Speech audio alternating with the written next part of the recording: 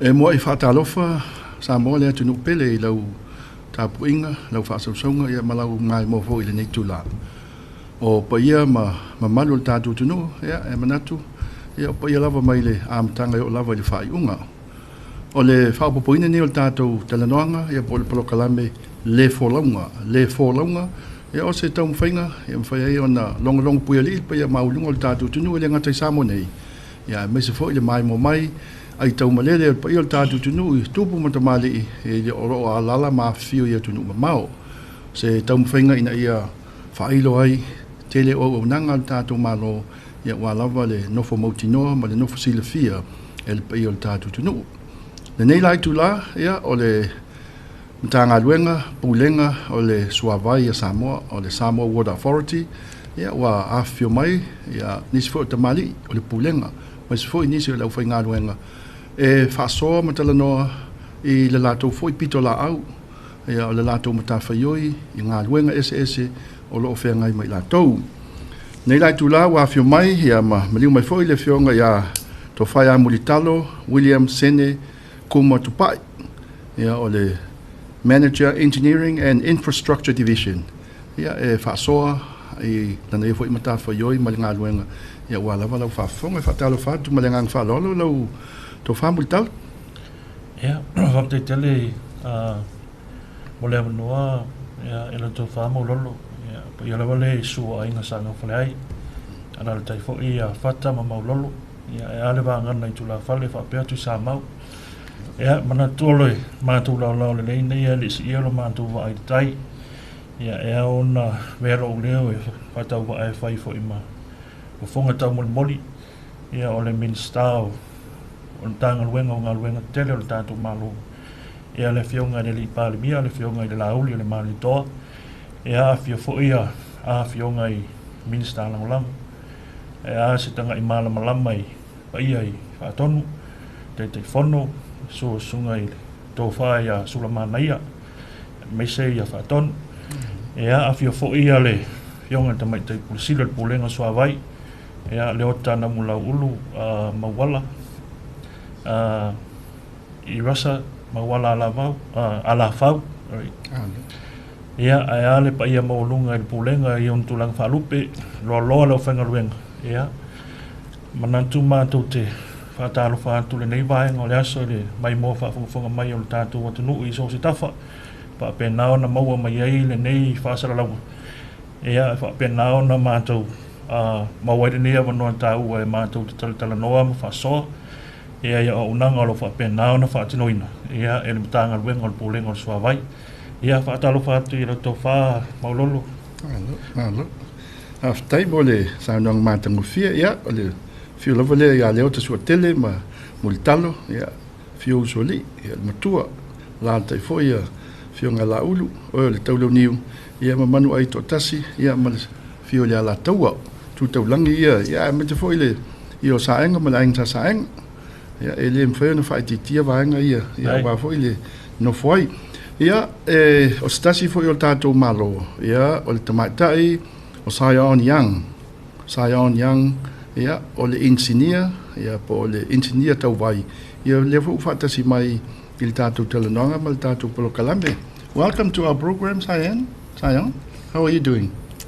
Whaftai tele o awhionga whata. I'm doing well this morning, afternoon. It's great to be here, and as mentioned, my name is Zion Young and I lead the asset management unit. Hello, whaftai. O le fio mai lao mulitalo ia ma le su mai Sion. Ia o le latou stasi leo vaenga tāua e tonu o le tanga luenga e pulenga le Suavai. Tūlanga fo le latou te vaia ia aseta ia o lalo le infrastructure ma le engineering division. Ia o vaenga fo mo le mautu matu mau o aseta ese a le matanga luenga o le Suavai. Na ia wha mautuina ma le leo na whaonga, na whaonga mo tausanga steli. Awa le tau ngofia ia vaenga. Ia lau fionga lau to whamulitalo. Mwhai ona whamulitalo ia leo te lenga o ngā ruenga o lo ilalo ni matawha iu I lau fionga pela o le Infrastructure and Engineering Division.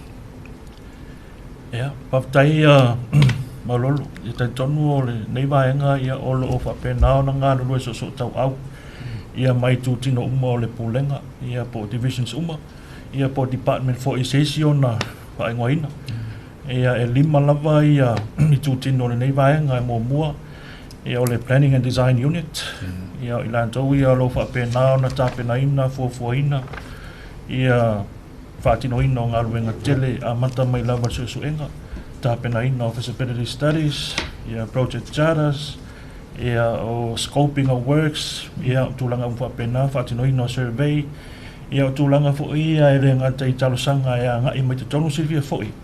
Au fionga maulolo, ia o tele o insi o fionga, e le o ilalo le o nanga pulenga swawai. E la te mi voi le o swing o le tau o tātou mai tauina. Ia lau a matana uti swawai maua. Ia i no fuanga te pu el swawai, tele lau o fionga nei.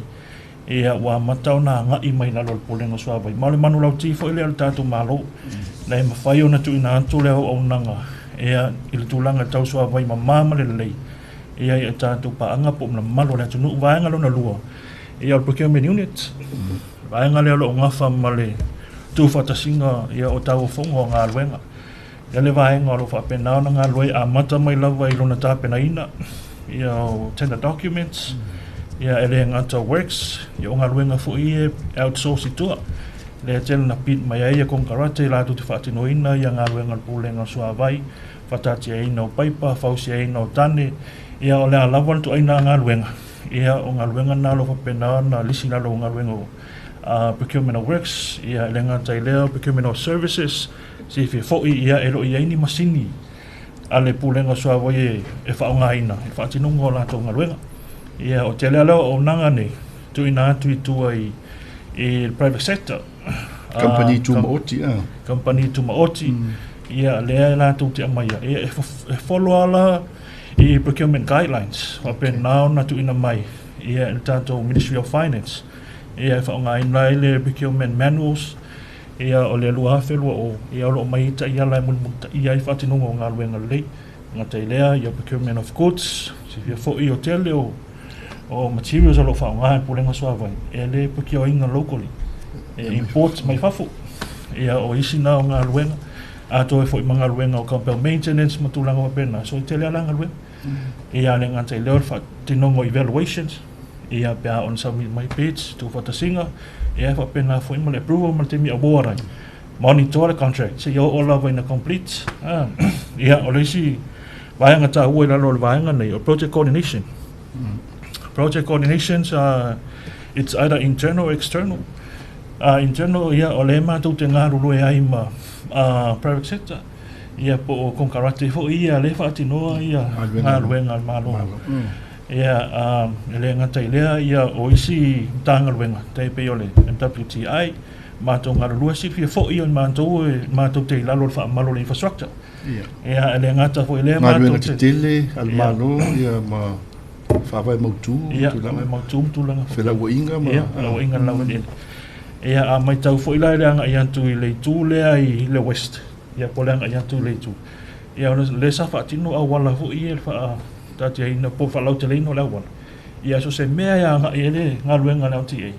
Ia po Folauga inga lawa i ele. E whapena fo una iei ma le po lenga suawai. So la le mātou te coordinate. Mātou te whasotai. Ia o le whaatino ngā luenga le leit. Follow ai tūlanga fo ele one big policy. Tasi ar teimi e liai, patino umanga luenga teimi tasi. Coordinating agency, po ai lava, LTA, po lenga suawai, ia o po a lava nisi utilities, EPC, patino umanga tasi. Environmental, water quality, ia o le so e ina leo le suawai, moti noa ia le leima ma suawai, tuina ato wale fonga mafo le tino. Ia mali vahenga munmuri, ia o le asset management. Pule ina le lei o aseta. Ia mautino, ia whaatuma wina pea le lei. Wale tu ina atu le service pole o nanga. Ia i manu lau tela le atulu. Manatu se teimi mulmuli, ia ono ole ia i o whaamtalanga inisio vai. Eta ia no nei lava aso manono whaatanoanga. Ia o lewa le lifa lava, ia i le pule ina le lei o aseta. Ia pole asset management. Ia maleanga whaaloalo maurolo. Malo haftai ese le... Mata fele le e lima vaenga ese. Ia e pe e mai tau atu malengang whaloalo fo ele pe nga ia ele tulanga o aseta ia whatu mawina aseta ma le leina wa ia tulanga wa pea Sion, olale, asset management is often described as the foundation of sustainable utilities. What does it mean within the framework of Samoa Water Authority? Yeah, whaftaima, whaisili, lo awhionga whata. So, SWA has set clear asset management principles with sustainability in mind. So that looks like enable sustainable growth of the country, provide safe, high quality and affordable services, take a responsible and sustainable approach to the protection of the environment and public health.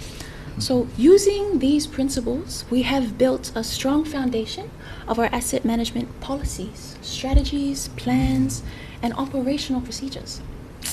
This has allowed SWA to improve its operations by guiding timely asset maintenance, replacements, and inform the types of capital works SWA should invest in for the future. So that's how we really bring in to sustainable utilities. It's very paramount, the asset side of SWA's operation. It's very important to really look after these assets because it can be very costly. Ja, multal esil ta wole falinga le sayon so ava vai tu ai ia wai le lo el totel ta tu wa ngala ni asset la nei o nga paipa le na sa no o fela vai anga ia il suino le wala vani al fa fonga mal mota po esamo e o va alua male mal Samoa Water Authority ono vai ngani fa o le vai ia tau no le vai mama ta uma fai pa yo ta tu yo mal fa nga ina ss tonu ta tu Sa ole ia na sonanga mo lo ole ta ua io o fa vai mo tu o pole ina le lei o aseta te tonu pole ngo so vai wa le lei ia ona te umaluina aseta e fa pena fo io na umilo na nga ia matu ina tu le o nanga ia I tu ma malu le tu sifia fo e lua vai nga ta ua lua ta vai nga ta ua I lalo o lenga o le sua vai e mai se ala I ta iala le lei ia o fa pena no fa vai ina pe li mata ita ina I fa tinongo pole ina le lei o aseta o le vai nga momo ia o le vai lea I le tūlanga fo I le ele a fia ai le fa soa ale pole no sua vai I tūlanga le tamau ai fa so ina le tufa ina le sua vai ia tufa ina sua vai ia ato fo I mal tūlanga le seleni tūlanga le seleni wa a missed opportunity le pe ona eta ua le ngā luenga le pe ona whaatino ina I whalau te leino le awal. A mata mai lawa I tuali I lea sa a mata toiso o ngātu. Se ia o I whaleo. Ea a le tu ua I tua a setane I ale pōlenga I tua I le nofuanga I te tau o na tu iai. E ta atia pe tono le awala. O le a seta lea le maa lo le awala. O lea o le ato e whaaleanga ina peha o le teimi. Fo I lea ona ua aging infrastructure. Si fia fo I rau whionga o paipane. Mātutua paipane. Mātutua. Wa e lea. Lea, ele o elea. Ono paipa ia wha o ngai pōlenga sua vai. Ea o paipa fo ia le mawhai ona ko road. Ia po le material fo ele o le polyethylene po le PVC. Tama fōna le ua mai nei.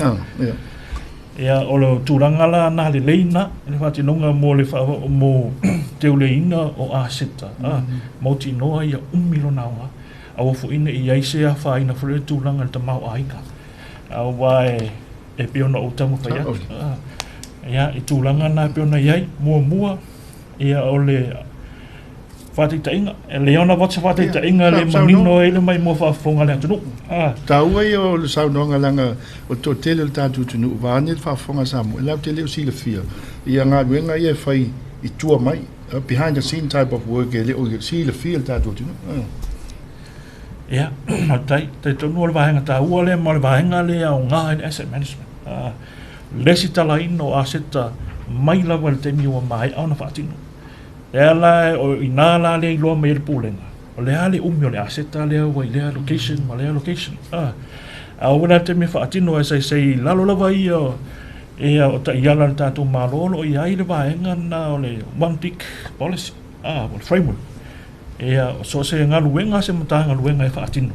Ale malo ia o ia I uma mai si utilities so ani fa penao na tu ina o forecast uma lai to ton e provisions o le poloketi fo ia ia cover utilities So no ta inga. O le wala, o le tise, o le vai, Yeah, tuanga uma. o halava o Le nanga. one big policy le Yeah. sao no mai. O halava o nanga malo lo fa pe nauna.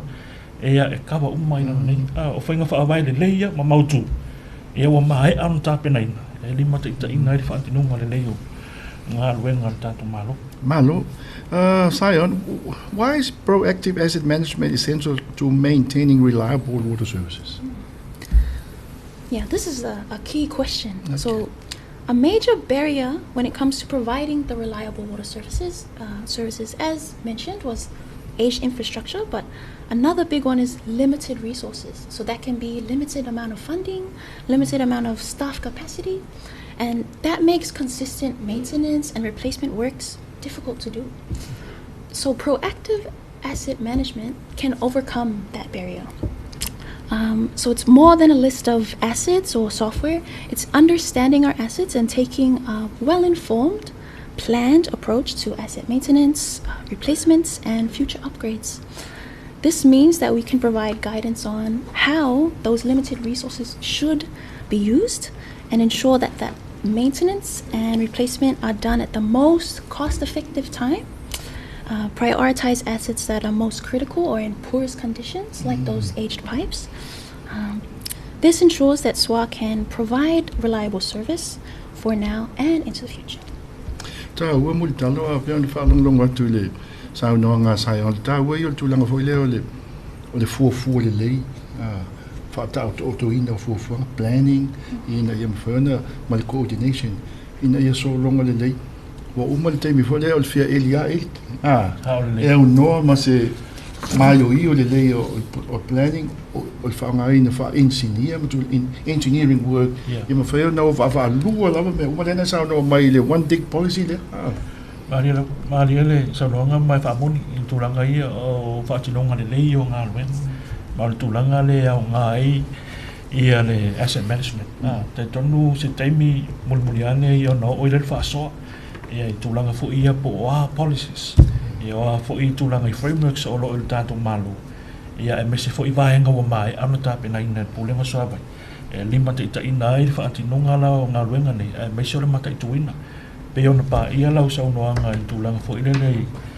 ia ile planning le o nga lwen e ma fu ona le planning ona ola ia le plan o le plan na le o ia le asset management plan ale pulenga so vai o fa pe na li sina o mai lava se ta uma nei wa te tau na replace ia o afio anga ile o ile o nanga o le lava le te mea nga i mai ai te ton ia ile tau sanga ma le tau sanga ale nga fo ila na e tu ina tu tau sanga al pulenga o le soa vai ile mof ia pon tanga wengo tu pe fa tau sanga nga tu pe mo nga wenga fa le leine le o si la fia le tanga wengo tu ia e le o se mitile le vaenga le tu ina tu pulenga soa vai le ai o vaenga sa to mai te tonu le plan o le plan ne se fu tau sanga ia pe lima tau sanga o le lava le ia ta pe naina ia e fa pe na fu ina fa ngo fia nga wenga le mof ia ona fa matu ma selen e fu nga wenga i o mai on tu ina ia pe te tali tu le tu sa yo sanga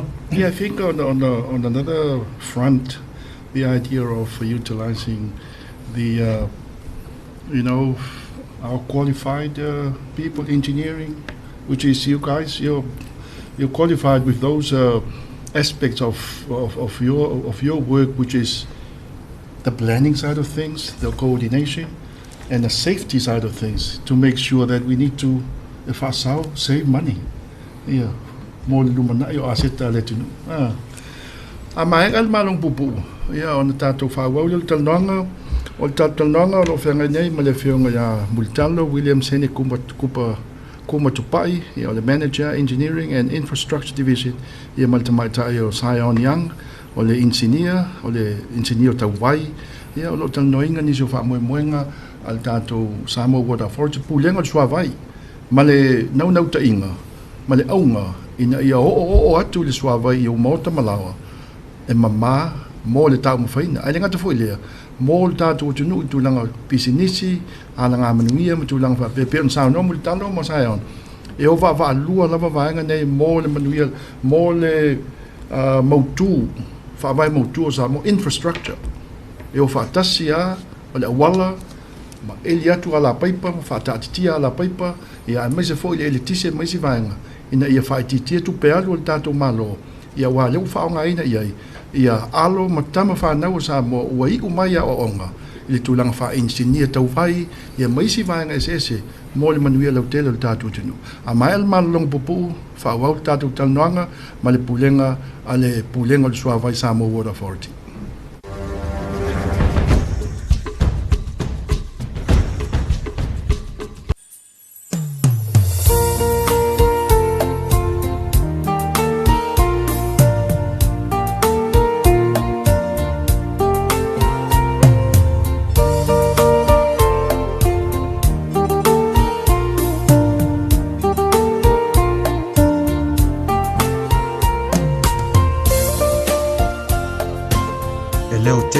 ngana o le whaatinonga ma le soifua tautua. E leo mali e fo'i le soifua whaamaniaina. Ona o le soifua tautua. O le whaitau masani e whapea. O le afu sisina ma le ngā pātia i ngā luenga ma tiute sa whaia na nafi. Ua manui ai le so. Ma tā pena ai nei mo atai au. O le Polokalame ua whaingoina o le soifua tautua. O tū whātasia le ala ata le TV iwa, ma le leitioa Samoa, le siu fofonga o Samoa le 5 wha o amo. 2AP Facebook page, 2AP YouTube channel. E wha soa ai le toa tele o tamali, o whale tua matausi, o au na le antua. O ila tau sa tautua ina lo tātou malo, mai le tele o tausanga o tuanai. O nisi ua wha ilangi le Folauga, o nisi ua li taia malolo, a o nisi o lo whaawawina pea le au nanga. Mai moa ma whaafafonga, i le tau le valu i le po aso sao vai aso teitas, o le a whaasala lauina ai le nei Polokalame, o le soifua tautua, mo nei maa tai au.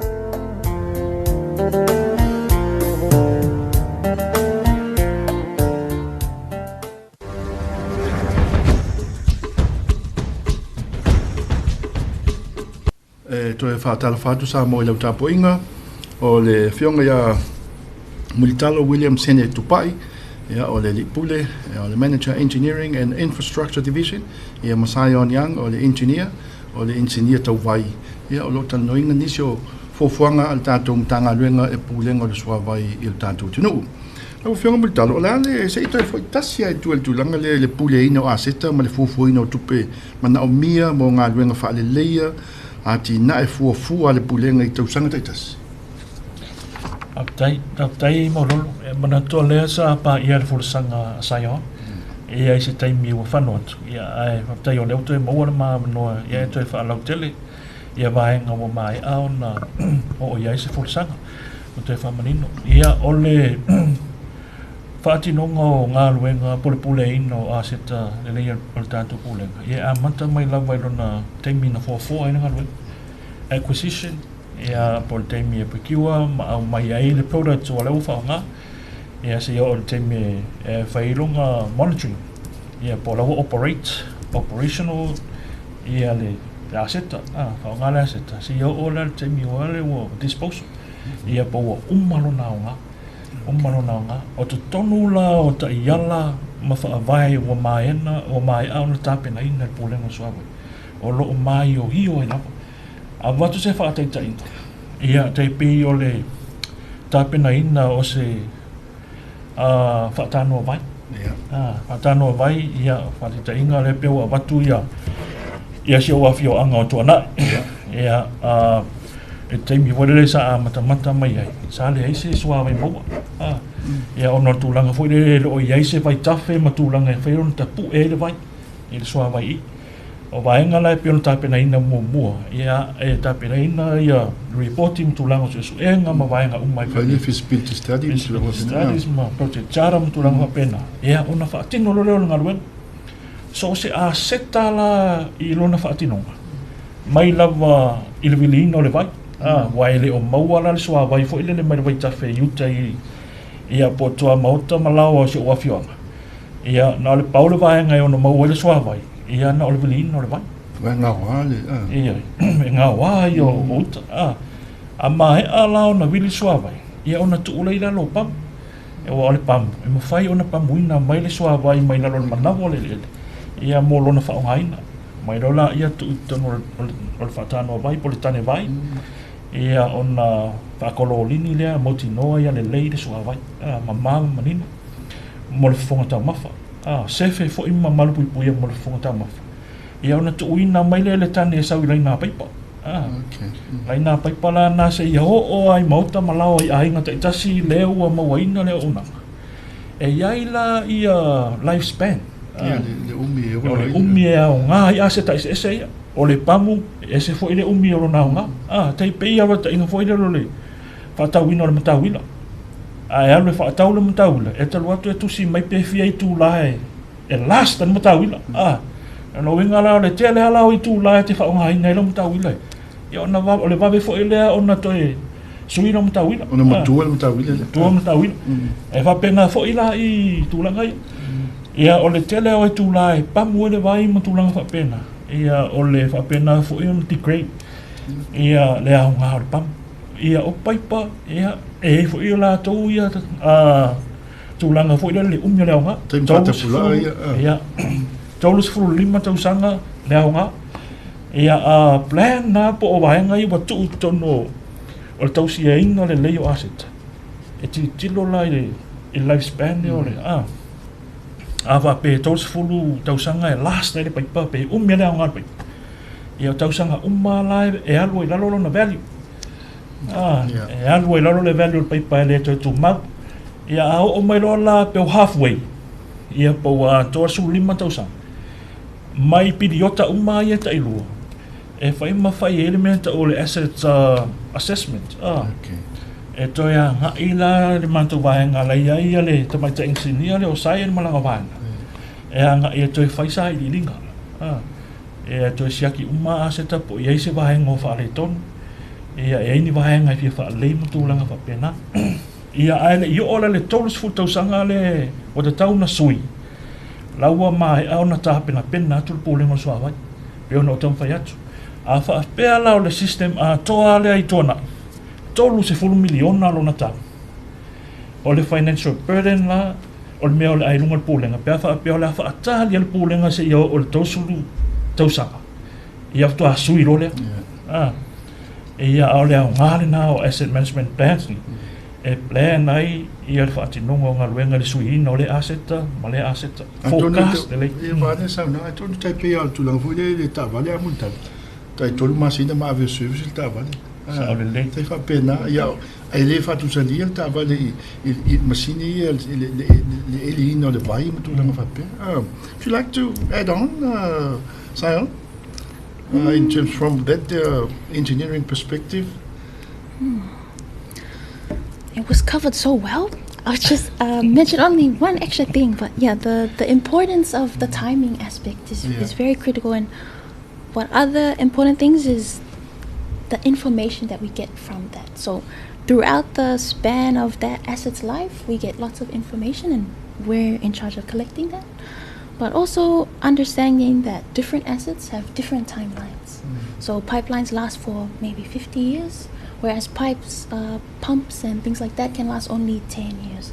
So understanding that as all assets are different and they all have different requirements. Yeah, what I gather from Multalos, it's that after 15 years, that engineering inspection in terms of finding out if that particular part of the machine or whatever you call it, it's aged. So we don't have to spend more money waiting for that to be rusted. Taua ia le tulanga le a peona. Noina a mai alola tulanga na ia na fasosolo ala ia mata I tu le ia le tulanga ia awana I tele se tu pe luai ale mtanga luenga tulanga fa pe. Wai o le vave me foi ia le tupel tongi a vave tongi atu le pilo la vai. O le telefone al se le ia lu fatinonga nei Sao le so lo mo lo per tulanga le e ta ua I pea le lea foi le whaafonga mai o su tātou watunu. Ia lātou te mori mawina i fo ia ngā luenga o lo whapena na whaatino ina le tātou pule. Mai lawa le no fuanga o lo tapu e le sua vai se yo o la ventu ina atu le sua vai mauta malau. Ia e o lo ngā lulue ia i tu tino uma o le pulenga. Ia i ngā luenga ma matafa yo ese ese. Ina i mawhai o na whao ina atu le sua vai mauta malau. O lo na whaatinonga fo ila. Ia e le tau ngofiero na whaatinonga. A o le te talo lawa lea o le pulenga, ia o no le paule o le, na o le paule o le vaenga, o le au wala, o lo maua i tupe le pulenga suawai. E mawhai o na whaale leia i asetane. Si fia fo i lau fionga, e na o tupe i e au mai. Pau o le vaenga le whaina whaatinoi, o le maintenance. Po le maintaining o assets. Le tai no mo Le wese tai o polokiti. na whai se polokete le fo i le. O polokete te tele la. Le la e whaatarasanga ina tu le tātou pulenga nga i le malo. Ia mo se lātou sosoani. O anta ia lam fufuang whata auto fo i le Polokalame o le pule ina o aseta a le mtangata. Peila le tulang fo le sota ia tu fufuang alualu mau e whainga malo. Waptai te lea maulon, te tonu o le vaenga tā ua lea. Po ala wata penanga matanga luenga ese, matanga luenga te itas.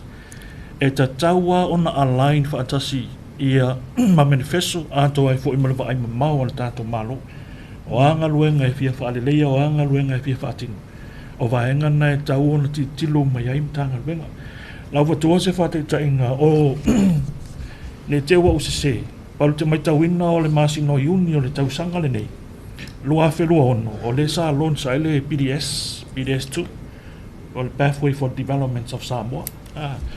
O ila i fuafuanga au tasi, o lo whapena ona link whaatasi ia i sector plans.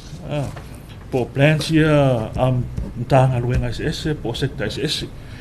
Ia o le pulenga sua vai, e whapena ona i lalo ele ngata i lalo le infrastructure sector, ia o le tanga luenga o ngā luenga te tele o le tātou malu. E whapena fo ila i lalo le wash sector, water and sanitation, water and wastewater and sanitation. Ia o lalo la o le vaenga 5, KSO5, o le Key Strategic Outputs, Outcomes o le 5. O lo iai a le o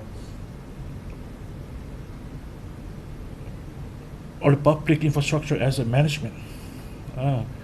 O lo iai la lo i maro o le KPA la 11. O lo whapena o na whaamai ui ai. Vaenga ese. Whafunga la lau whionga e peono tau whai aku, peono tau whai atu Key Strategic Outcomes ia 5. O mai o e ale Asset Management. Okay. Infrastructure, public infrastructure and asset management lo mai o ai lava. O no nota inga o tanto malo. Ina e mawhai o na fausia ina i asset management a matanga luenga taitas. Rona mafua anga ia pio na ho i se whaasoa i se teimi wa sola. Tā pena ina o paketi matu na atu le malo. Na e mawhai o na tu ina maile soani. O lo national level, ia o lo iairi le tanto Samoa National Asset Management. Framework le asa alonsi le lua wha ia pale in the global sort of level ia le SDG Sustainable Development Goals o le iwa su tasi ma le sumaratolu ia o lo link ma le asset management ia o vaenga la ia e tāua o no fuafuanga alu mamau le alai mafua ia o na tāua le puleina le leo le asset o no le manatu le tātou malo o ia o lo ia le ki nei si ki leo le whaatinonga o ngā luenga le lei mal puleina le leo assets. E nei e mawhai na whaatu mawina pele o nanga tu nā tu tua iana pāanga. Ia mawha titia ia le, mawhai titia le tupe alu fo le tūnanga ina ia pule le leia. Sai on o le strategic frameworks, KIDE SWA's Asset Management Program. How does asset management translate convent development priorities for the sake of our young non-Samoan speakers? Yes, so as I mentioned previously, we have our strategic policy, and then the strategy, and then our plans. So within those plans, we pinpoint all the different capital projects that we need to put into, invest in for the future, and that ensures that all our young ones will still have running water. So everything is connected and flows from the top, from the government plans, as mentioned by Afionga Mulitalo, all the way down to what we do in the field.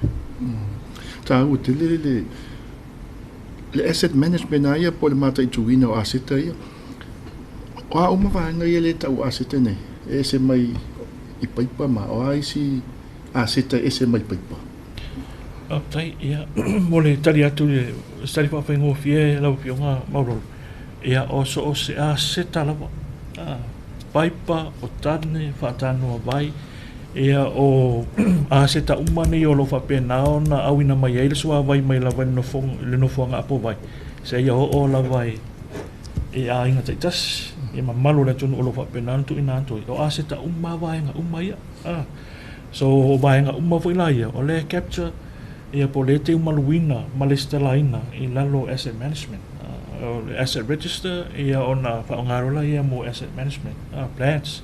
Ale pulenga soa vai. Pale ta ua le vaenga le pe ona sau noa saia. Ia ono le so se vaenga o vaenga ta ua ona I tol. Ia A-levels. O le asset management policy. Ia o le vaenga le tupe. Tanga luenga o tupe. Ia ona sau le asset management strategy.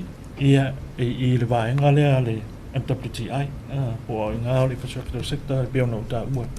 Ia o plans lai lalo Ia I le vaenga o le pulenga soa vai. Ta ua te le mata intuina le ma tau sia le mo whatano ni le tu le vai, le sto le vai pe ina ia mwhai ona lava le vai pe o te ia masela ni vai tau le la o swing o le tau. O la alta o whatano vai nei mui talo. Ia matane te tele ia le tau fie le vai ai le tuina atu le tunu uma fonga tau mafu. Ia, waptai, te tonu te lero na sau. Malo nao ngā pe ona pa ia. Ia o swing o tau pe ona tātou mai tau wina nei. Ia mese leo nino. Tu I tia ia sua vai maua. Ia ino fuanga apo vai. Ia o lui tau na o lo fea ngai pea. Mal tātou pūlenga. Ia o awala e wawa ai eil pūlenga I nei mawhai ona tu ina tu pea leo o nanga. E ui ai na fea ngai le pūlenga matulanga I swing o tau malu I tau. Ia au wala e whapenau na tāpina ina. O whatanoa vai te tele nei e pe ona tau. Te lero nao ngā, o I olo I ai po o whateta inga. Le a mataina mai lawa al whatinonga o ngā ruenga. Ia e forecast. E forecast, ia po le hale taimi e last time. Le ngata o le o le asset. Ia o le volume fo, po le te leo le vai o le asset feina I tono le asset ani. O le taimi fo, le oti sapalai mai oi il whatanoa po vai. Lai lava soa vai te umaluina I tono whatanoa vai. A wale tu ina antu le malu le tunu. Ia fai fo ila I se taimi fo ila le wa munga la tele ma ua le utia soa vai. E olo isi a o nangal pulenga soa vai. E ia turanga fo ia o vai o lo whapenana bili a fio anga manu. Ia e ta ua la ia pamu vai na o supplementary. Ia po pamu vai. E tu a whaaola le taimi fo ila le matua matutu. Ia le alana whaina ta tala mai te tonu. Ia maolai. O what's whata tainga. Te pe o le ngā luenga le whaatino nei ilo a whianga. Ia whenga. O le teimi nei wa o le sapalai mai fulua sou. Sapalai fulua sou o ioi whale olo. Ia o le teimi nei la o leo isolate. Pe whaangata I le pito mai o le walau papa. O le vesili la. O whela me ola mai le pito I o wa le o nanga lo atu mai ai fulua sou tau whale. O le tali. Lai mo mai le o nanga soa vai. Ia mai pamula ia pe ona o taua. O e o pe o tūlanga na o tāpenpenanga na ia mo fufuanga o tas mai se mole le manuia o ngā luenga whaatino I le wa ai mamau male anga I runga. The drilling whangale of new source le te sauno ai I numana alwhanga e le se vaenga fwone whapete ia uo whai e whaatino ka le e o insini e whaisa I lingam suenga whatua I loa ila ia mese la e na ta utua na I le lalwhangi tūna. Tua lea se vai. Ai pēlau sa I linga ia. Le mafua I loa. Ona whaile, ona vili. Ia mai le vai lai lalo manawa le sak mai lunga mtu langa pe. Ona mai o io le whatinonga ele te ia wa eli se vai au noa ma se Sao le ia lau sao noanga mauro te tonu ia o vanga tonu fo ina o lisi na mata whai o ia saen. O lo whatino ina le temine o tāpena ina o fuafuanga. Ia ma whatinonga o susu enga lelei. Ia mautinoa. Ia sa o le vaenga tonu e whapena na vilina I le soa vai. I want to head over to Sion, just to add more on topic that has been discussed this Sion. Yes, so as it was mentioned, we were discussing boreholes. So selection of a borehole region. So at Twa, previously we had a hydrogeological consultant. So what their job is, they study all those things, groundwater, aquifer, is there enough, all those kind of things. Then they provided us with different kinds of maps. So we have aquifer map, and they did it for both Upolu and Savaii. And they also did rock maps. So that has to do with, are we able to drill? Is it possible to drill in this area? Because since Samoa is quite mountainous and has a lot of volcanic rock, so some of the rock's too hard, we can't drill. So part of those projects was giving us the tools to be able to see and select future sites that we can drill into. But other issues are with climate change and the sea level rise. We have to be really careful where we select our boreholes because we don't want the salt water to come into those because we want to keep our fresh water clean. So those are the kind of considerations we have when it comes to borehole selection. What message would you like customers of SWA to understand more about the importance of infrastructure investment? Yes, so I would want all of our customers to know that asset management is able to support capital investments, and it's more than just a software. It's more than just a list of what assets we have. It's a powerful process that allows us to inform future decisions and ensure that the services remain reliable, safe for the future and of course for now as well. I also would want to emphasize that we can't do it alone. Every water bill helps. Every call that they make to call center to say, hey, this pipe is broken, we need someone to come. All of that information is so helpful for us so that we're able to continue to provide our reliable services. In your role, how would you look at the consultation with the locals, the village council, that sort of side of your work? Because I'm pretty sure you will be confronted with center, that left, right about the village Yes. and how they look at the role and Yeah, I think a lot of our, say, new capital works, we always have to do consultations. So with SWA, we do have a specific unit. They're in charge of that, talking to the public. And we always make sure that we go with them whenever they do those kind of consultations, understanding the village, what their needs are, is really important to SWA to make sure that we provide that. Where the capital works, let's have no idea. Wala tonu ale the vainga capital works. O ngā wenga whata waina mai le taimi mane taimi. Ngā wenga wha mua. Ia mō le whongata ma whole atunua mutano. Tai malolo ia te tono e tahua vaenga ia pion tahua wai a whai capital works. No winga ele minor works. No winga e lua vaenga o capital works ma minor works. Capital works ia o tūlanga fui e te le se vaenga se lini mana o mia o na whaatino pe te liwai. Lenga luenga. E mwhai ona refer ia pe relatanga ia lala whanga ia po o nuu maa fio anga ia ele i koneti mai laro pōlengo swawai. Ola le te mea whianga i mai laro pōlengo swawai. Ia ole whaatino ina la o toso ina o paipa, ole koneti no mita, ia ole whauina o whaatanua vai matulanga whaapena. E whaisi na mawalunga o rona tau, a whaia whaatino ina ai. Ia o minor works, it can go up to 1 million. Tasini miliona, e whaina o tulunga tasi miliona. Ia ono ole pataita inga lai pe ono uta ua ele ngā luenga ole awala le sa whaatino ina. A whaia ole awala leo ole a whaatino e 4 kilomita le. Ia e te tauai ona sifi tua paipa ole pūlenga o suawa. Ia ole span ato ana, ole length ato ana le la a sifi tua. Toi movie tua. Ia toi movie tua. Ia matoi amata fo leo ngā count mai na. Wan mesai. Ia a whai ole ua sifi tua ona ua whaalau te lele awala o fuafua ngā wanu. Ia leo kona lato e mata antoi whaasolo mai na ia tūlanga i vaenga e peona. Iai mo le umioro nao ngā. Umioro nao ngā. No whawhitai. Sion, since our time is coming up, in closing, what would you like to comment from your role, to our people about the communications and association with the Samoan people out there. Thank you for the opportunity to mention. I think I would just want to reiterate what I mentioned before with that asset management is more than a software, more than an asset register. We don't just sit in the office. It's a powerful, important process that can inform future decisions made by management, ministers, all the way up there. And that is what ensures that our services remain reliable and safe, and that they can help us by ensuring they call into call center to say anything that's wrong with their water meter, water pipes, and every single bill that we collect really helps us to ensure that we provide that service. Thank you. Yeah, well done.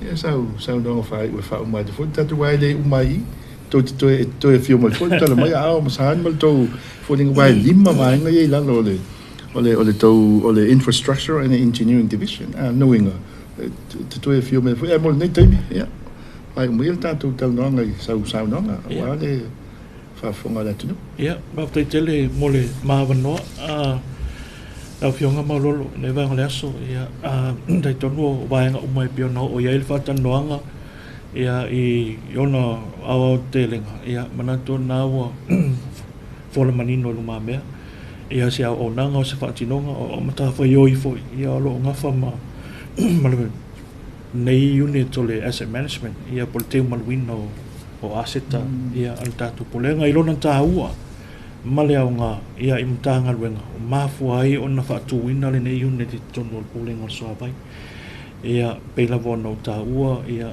ole fundamentals lava ia ole asset management ia yona vaenga taua ole vaenga mo ole value we're not talking about the dollar value ia pole tupe wo ile le ole tau le aseta ole vaenga mawalunga lava lona fatulanga ole taua ole aseta le ia ile o nanga ole atu ina atu no malo le value now le aseta ele tala noa fu ile ina te ua mai tau mai atu no ole telena pa ia fola sanga I tulanga I tupe msele ole aseta le pe ona fatana noina ole value pole a nga ole aseta le ile malo le atu no aseta ile malo le atu no ole fa penana fa o ina tu ai ale le o nanga ole vanga lona lua ia ole assurance ia ole multi noa ia ole tu ina atu ole o nanga I vaenga wa umona fola sia pulenga ole ala tu fatinoina e tai mi voi le tai pe ole vision ma le mission ma tanga luenga strategic planning ia ia tu ina atu le o nanga le lei pa maoni ia ma tali le ia malula tunu ia ole o nanga lusu fa fitu I tu la o nga fatinonga ma nga luenga lo fatinona ia tu tusa le ma vaenga ia pe ona tu ina tonu le vision ma le mission le pulenga so vai ole va ai mamau ma va ai nga tau la ia pulenga so vai e fa pena na ave ia fa mo ia oni sina o vaenga isi vaenga tau ia ole pule ina le leo aseta awa a le ai ni fa mo le leo aseta e ile te me breakdown le aseta be fa le nga ina le aseta te le se tupi e mana o mia te fa le ia e le nga tau te leo tupi mana o mia ia al tulanga fo ile mai le pidiota ato ale la fa langa ina le asset ia ole ala safa le tu pe safa le malu ia ole tu olo o a fio papa au ile no fanga male no fa ole vaenga la na ia nga le asset management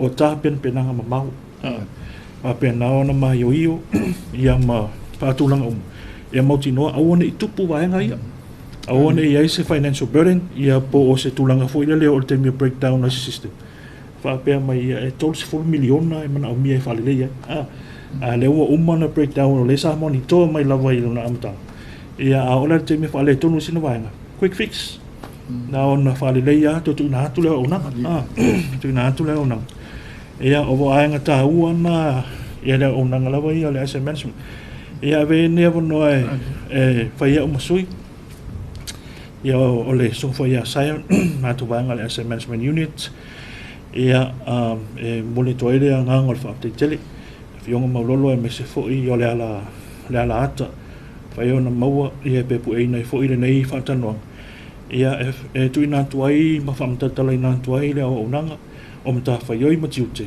e olo fa pena na fa tino ina le vaenga o pule ina le yo aseta ai pe ona e to le sauno ia a tonu le o muta anga le o Polokalame ia le si vaenga ta ua ia o nga luenga fo e patino lava ia le infrastructure engineering division ia ola fa pena fo ina te fa lau te le to inisio vaenga ia wale pa ia e fosa ia le vaenga le asu aftai e o le tanga luenga o le pulenga o le suavai il tatu tunu o le Samoa Water Authority o le suavai mo le ola Water for Life o le lato au nanga lea mo le o atu le suavai i maota malawa ia mas fo ia pisinisi ese tono le tatu tunu a stasi fo o vaenga Samoa malau mai mai stasi o vaenga o le pathway development na Samoa ia po le silsila mamau le tatu malo i ati nae e mawhai o na malupuipuia ia mamalosi mamawa ai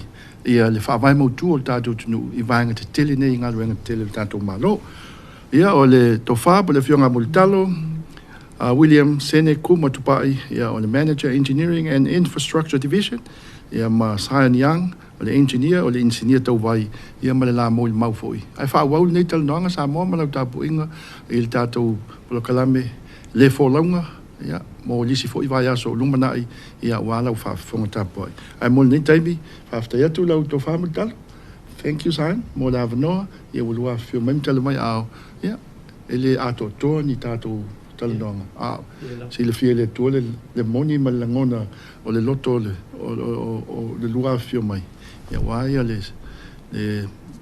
mautino al tatu tunu i le waunanga e se mātou tala ua le tautamali Samoa ia e vai au una e matua atu i lau wha au tautanga wheloi il vas fo lau tau au o maulolo fata Wellington e Malifa